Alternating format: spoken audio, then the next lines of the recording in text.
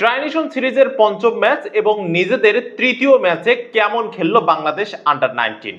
আজকের এই ম্যাচে বাংলাদেশ টস জিতে প্রথম ইনিংসে ব্যাটিং এর সিদ্ধান্ত নেয়। আজিজুল হাকিম তামিম দলের অধিনায়ক, তিনি আজকে সর্বোচ্চ 59 রান করেছেন, একটা মাত্র 50 এসেছে। আর একজন অপরাজিত ছিলেন 49 রানে, তাকে কেউ সঙ্গ দিতে পারে নাই। 6টা পার্টনারশিপের মূল নায়ক ছিল কালাম সিদ্দিকী আলীন, 49 রান করেছিলেন, 61 বল মোকাবেলা করে অপরাজিত ছিলেন, তাকে কেউ সঙ্গ দিতে পারে নাই, দ্যাটস ওয়াই তার 50টা আমরা মিস করেছি। বাংলাদেশের আজকে চরম ব্যাটিং বিপর্যয় আবারও লক্ষ্য করলাম। বাংলাদেশ সাউথ আফ্রিকার বিপক্ষে কেন জানি অনেক বেশি ব্যাটিং দুর্বলতায় ভুগতেছে। সাউথ আফ্রিকার মাঠে সাউথ আফ্রিকাকে সিরিজে হারালো 2-1 ব্যবধানে সেই বাংলাদেশ সাউথ আফ্রিকার বিপক্ষে জিম্বাবুয়েতে এসে খেলতেই পারতেছে না। প্রথম ম্যাচেও আমরা দেখেছি কিভাবে বাংলাদেশ সাউথ আফ্রিকাকে হারিয়েছিল, কি রকম ব্যাটিং বিপর্যয় ছিল। শেষ পর্যন্ত রাতুলের কল্যাণে অপরাজিত 45 রান করে দলকে জিতিয়েছিলেন এবং 1 উইকেটের জয় আসে 10ম উইকেট পার্টনারশিপের উপর নির্ভর করে।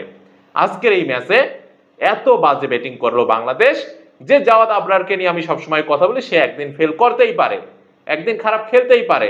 তার মানে বাংলাদেশি সবাই খারাপ খেলবে, দুজন শুধুমাত্র ভালো খেলবে, এটা কিন্তু কোনোভাবেই মেনে নেওয়ার মতো ছিল না আজকের এই দিনে।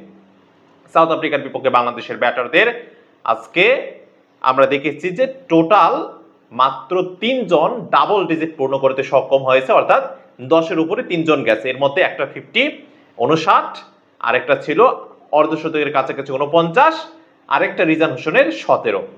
এই তো 3 জন টপ স্কোরার আজকের এই ম্যাচে, আর সবাই 10-এর নিচে আউট হয়েছেন। কালাম সিদ্দিকী আলীন যদি আজকে ভালো সঙ্গ পেতেন তাহলে হয়তো বা বাংলাদেশ শেষ পর্যন্ত যেতে পারত। আজকে বাংলাদেশ অল আউট হয়েছে, টোটাল খেলতে সক্ষম হয় 44 ওভার 5 বল, 175 রান করে বাংলাদেশ অল আউট হয়ে যায়।